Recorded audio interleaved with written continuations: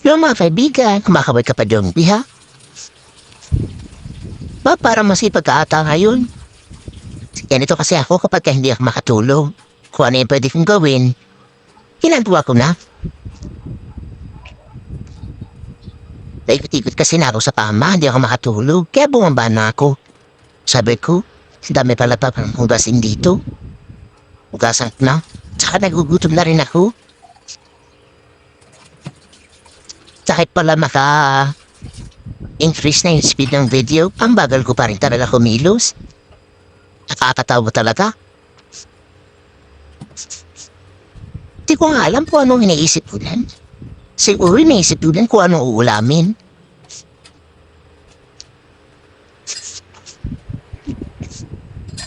Yung mga kapitbahay namin, siguro tulog na yun. Di ko nga alam kung tanghalian o hapon na.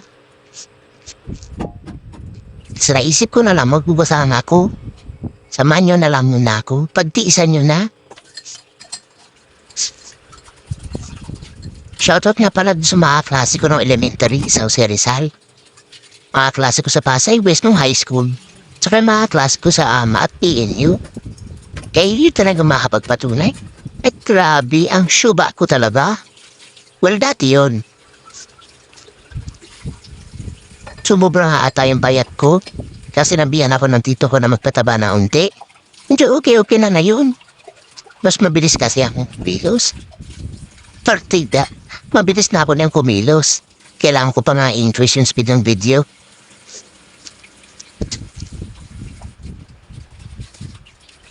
Hala ka, hindi ko na alam kung anong sasabihin ko.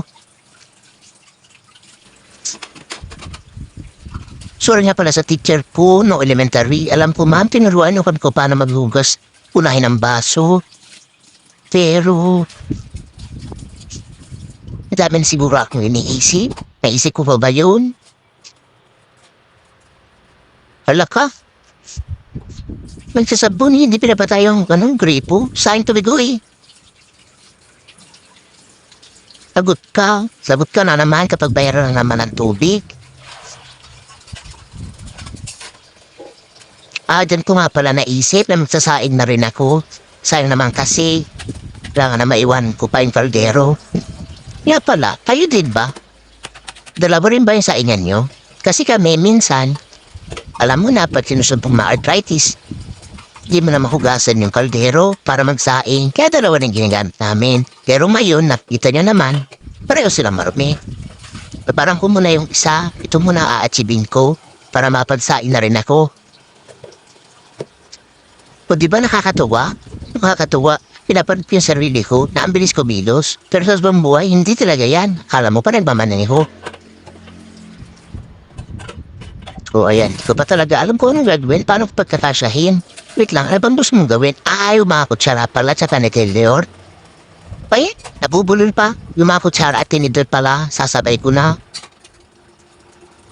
Pag nabugas kasi ako ng plato, dahil nasa arthritis ko, yung mga daliri ko minsan, madalas, hindi ko na nahugasan yung mga kutsara at tinidor, tsaka yung maliliit na mga plato-plato at platito, tsaka yung mga, ano naman tawag doon? Yung lalagyan ng sawsawan, yung maliit na bowl.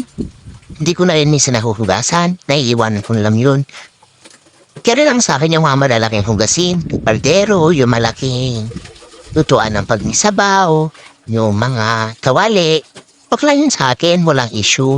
Pero pag maliliit na kasi, nahihirapan na ako. Nabibitawan ko na lang madalas. O ayan. Kaya pala, hindi ko alam kung naririnig nyo. Sumasarap na ako ng bigas. Saya-saya ko kasi nag-iimbak talaga kami ng bigas or nag-stock kami. Kasi ang hirap din lumabas pa isa-isa. Medyo malayo din kasi ang bilihan dito sa amin. Buti na lang may magde-deliver. Di naman pwede sila magde-deliver na 5 kilo lang.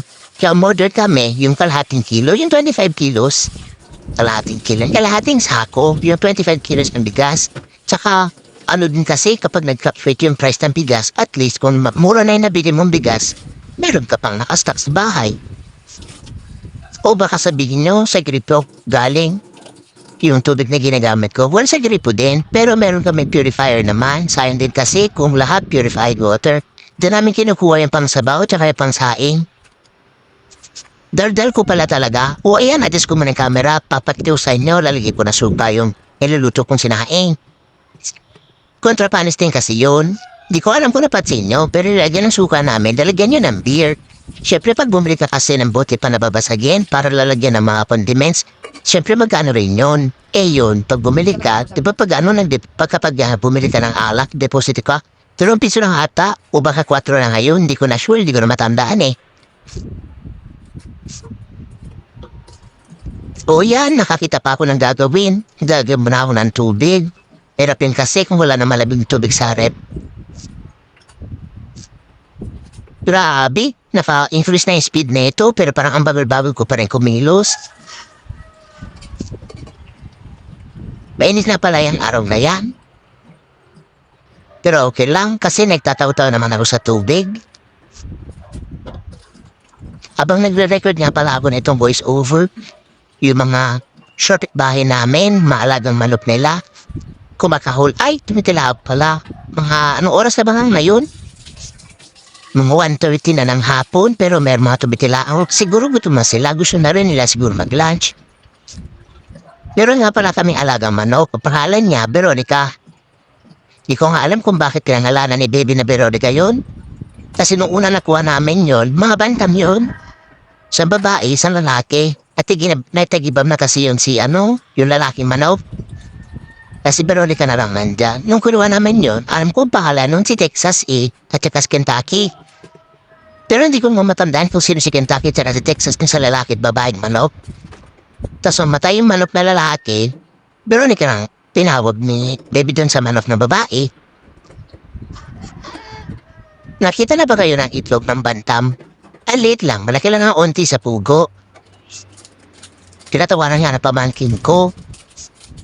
Ano daw ba yun? Bakit ang liit? Bumibili kasi kami itlog, maramihan. Kasi imbis na mag-vitamins yung pamangkin ko dati, araw-araw yun nag-iitlog. Tapos na nakita niya, pinatong ko sa ibabaw ng mga itlog na binibili sa palengke yung itlog ng bantam. Sabi niya, ano yan ba o? Bakit yan? Bakit ang liit? May laman pa ba yan? Sa totoong buhay, nagmamadali na ako niyan kasi nag-a-alarm na yung cellphone ko. Yung ginagabi kong ba record, yan kasi yung sinet ni Google na alarm nung inutusan ko siya. O sige na, mahaba na yung video ko. Maraming salamat sa panonood. Salamat, babush!